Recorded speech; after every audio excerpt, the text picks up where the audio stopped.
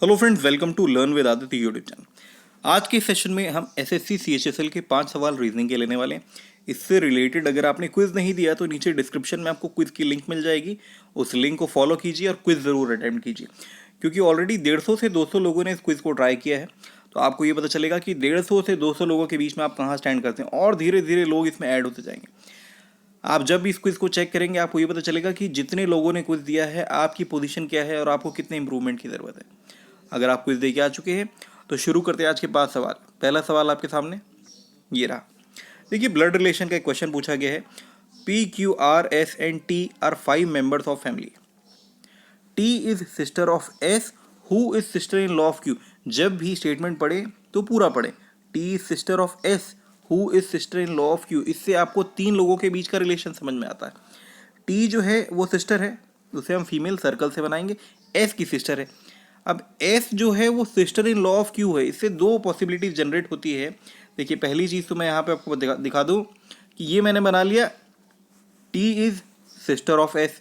अब एस को sister in law of Q बनाना है तो 2 चीज़ हो सकती है कि एक तो एस का जो हस्बैंड है, स्पाउस है, उसकी सिस्टर क्यू हो। ठीक। दूसरी चीज़ ये हो सकती है कि एस का कोई ब्रदर होगा और उस ब्रदर की जो वाइफ है वो क्यू हो। समझ में आई बात? तो आगे पढ़ते हैं। आगे स्टेटमेंट से हमको क्लैरिटी मिलेगी कि कौन सा केस यहाँ पे लिखा गया। देखिए, आगे ये बोल रहा है कि Q is unmarried sister of R. Q जो है वो अनमैरिड है, तो ये वाली पॉसिबिलिटी की जो हम बात कर रहे थे वो तो कैंसिल आउट हो गया। तो हमें यहाँ पे क्या पॉसिबिलिटी मिलेगी कि भाई आर कोई एक होगा, मेल फीमेल अभी नहीं पता, उसकी सिस्टर है क्यू। ठीक। आगे का स्टेटमेंट मैंने आपको बोला था स्टेटमेंट पूरा पढ़े। अभी स्टेटमेंट पूरा पढ़ोगे तो आपको क्लैरिटी मिल जाएगी।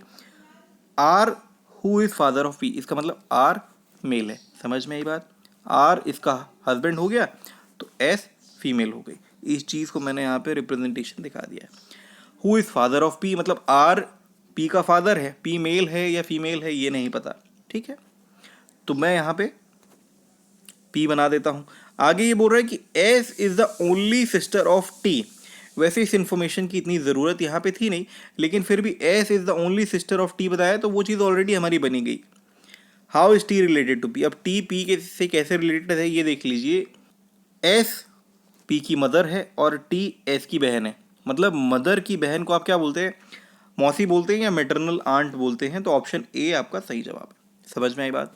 आगे बढ़ते हैं अगले सवाल की तरफ। Identify number of triangles in given figure.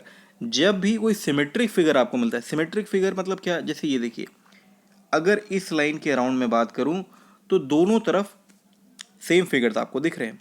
तो क्या कीजिए, आप इस लाइन के अराउंड पहले कोई भी एक तरफ का आप कैलकुलेट कर लीजिए। जितना एक तरफ ट्राइंगल्स आएगा उतना ही दूसरी तरफ भी आएगा। उसके बाद में ऐसे ट्राइंगल्स कैलकुलेट कीजिएगा जो इस लाइन को क्रॉस कर रहे हों। समझ में आई बात? शुरू करते हैं। ये मैंने लाइन ड्रॉ की, एक ये मैंने लाइन ड्रॉ कर लिए। अब एक तरफ के हम ट्राइंगल्स कैलकुलेट करेंगे। ये देखिए, ये 1, ये 2 और ये पूरा मिला के 3। ओके। उसके बाद में ये 4, ये 5, ये 6, ये 7 और ये वाला 8। ठीक। इसका मतलब इस तरफ में 8 हैं तो इस तरफ भी 8 होंगे। टोटल 16 ट्राइंगल्स आपको मिल चुके हैं। 16 ट्राइंगल्स इस लाइन के लेफ्ट और राइट तरफ है। अब हम ये देखते हैं कि ऐसे कितने ट्राइंगल्स हैं जो इस लाइन को क्रॉस कर रहे हैं। ठीक। 16 के बाद में ये 1, ये आपको 2 मिल गया और ये 3 मिल गया।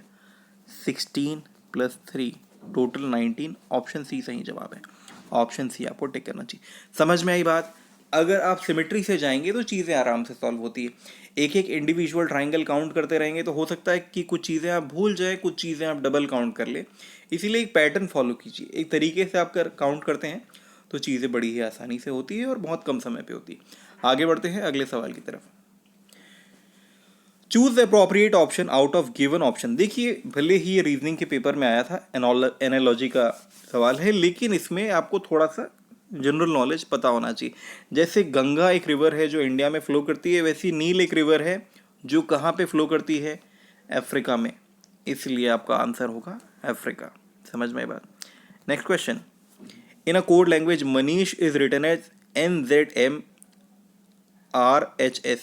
अब यहाँ पे आप देखिए m का अगर हम देखें तो ऐसा लग रहा है कि +1 करके n कर दिया, a का देखते हैं तो ऐसा लगता है कि -1 करके z कर दिया, फिर अगली बार n का देखें तो यार फिर से -1 करके m कर दिया। मतलब लॉजिक कुछ क्लियर समझ में नहीं आ रहा है। ठीक, यहाँ पे बेसिकली लॉजिक क्या है कि ऑपोजिट पेयर्स लिए गए, मतलब स्टार्टिंग से और एंडिंग से जो पोजीशन आती है, जैसे स्टार्टिंग में a फर्स्ट पे आता है तो उसकी जगह पे रिप्लेसमेंट में z लिया गया है, m 13 पोजीशन पे आता है तो उसकी जगह पे n लिया गया। समझ में आई बात? ऑपोजिट पेयर्स लिए गए।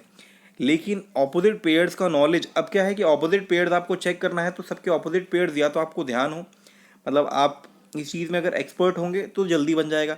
नहीं तो एक और चीज़ है भाई, m का ऑपोजिट पेयर तो हमेशा n ही होगा, है ना। तो आप सिमिलरिटी देखिए, जैसे मनीष और मोहनी में क्या क्या सिमिलरिटी है।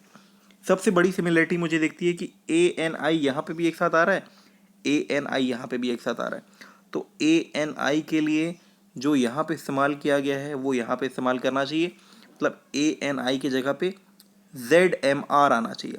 कहाँ पे? लास्ट में ZMR। कौन से ऑप्शन में लास्ट में ZMR दिख रहा है?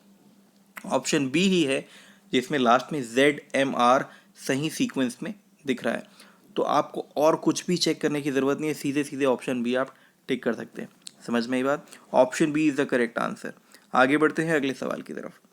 देखिए, आपको 4 ऑप्शन दिए गए हैं। अगर आप ध्यान से देखेंगे तो ऑप्शन 1 क्यों नहीं होगा, क्योंकि ये जो सर्कल चल रहा है ऊपर में, ये ऊपर से डाला हुआ दिख रहा है ना। यहाँ पे ऑप्शन में देखें तो ऐसा लग रहा है कि ये सर्कल इसके नीचे है, क्योंकि ये ऊपर लाइनें आ गई, बाकी कहीं पे भी ऊपर में लाइनें नहीं है। ठीक है। ऑप्शन बी में देखेंगे तो ये डबल लाइन वाला सर्कल है, ये सिंगल लाइन वाला सर्कल है। ऑप्शन सी देखेंगे तो बिल्कुल अप्रोप्रिएट लग रहा है कि जैसा पूरा फिगर दिख रहा है ये बिल्कुल मैच कर रहा है। ऑप्शन डी में अगर आप देखते हैं तो यहाँ पे ये जो बॉक्सेस बने हुए थे वो चीज़ यहाँ पे नहीं दिख रहा है। समझ में आई बात? ऑप्शन सी सही जवाब है। तो ऐसे सवाल CHSL में पूछे गए थे पिछले साल। उम्मीद करते हैं इस बार भी आप जब CHSL का पेपर देने जाएं तो लेवल ऐसा ही रहना चाहिए। आप कितना भी अच्छा प्रैक्टिस कर ले, CGL की प्रैक्टिस कर ले या और हायर लेवल की प्रैक्टिस कर ले, लेकिन एग्जामिनेशन से पहले आपको प्रीवियस ईयर पेपर देख के ही जाना चाहिए, ताकि आपका माइंड सेट ऐसा रहे कि जैसे सवाल आते हैं वैसा हमारा दिमाग चले। मुझे उम्मीद है आज के 5 सवाल आपको पसंद आएंगे। अगर क्वेश्चंस और उनका अप्रोच अच्छा लगे तो वीडियो को लाइक कीजिएगा। चैनल पे नए हैं तो सब्सक्राइब कर लीजिए, क्योंकि अभी CHSL की पूरी सीरीज चल रही है। रीजनिंग और क्वांट्स के क्वेश्चंस मैं कराते रहता हूँ। हर दिन आपको कुछ नए सवाल और कुछ नए अप्रोच सीखने को मिलेंगे। इस वीडियो को देखने के लिए धन्यवाद। फिर मिलते हैं अगले वीडियो में।